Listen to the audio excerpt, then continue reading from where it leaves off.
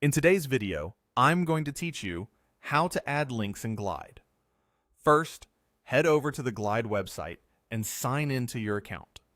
Use any modern browser and make sure you log in with the same account you used to build your app, so all your projects are available.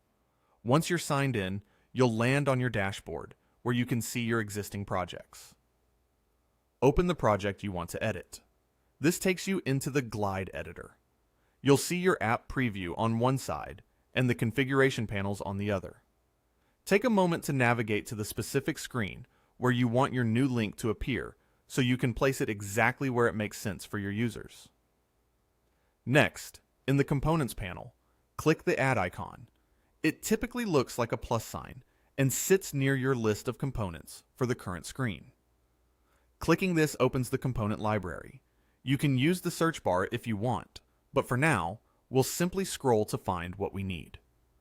Placing components thoughtfully helps your app feel intuitive, so consider where the link will best guide your users. Scroll down and click Link. This adds a link component to your screen. The link component is perfect for sending users to an external website or resource. After adding it, you'll see configuration options for the link. Give the link a clear label so people know exactly where it goes, such as Visit Website or Read the Guide. Then paste the full URL in the appropriate field and double check that it includes HTTPS so it opens correctly. You can also adjust basic styling to match your app's look and feel.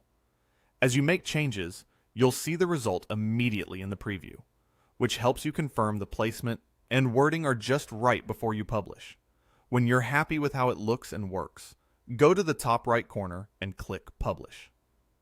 Publishing pushes your latest changes live, so your users can see and use the new link. It's a good habit to review your app after publishing, to confirm everything behaves as expected.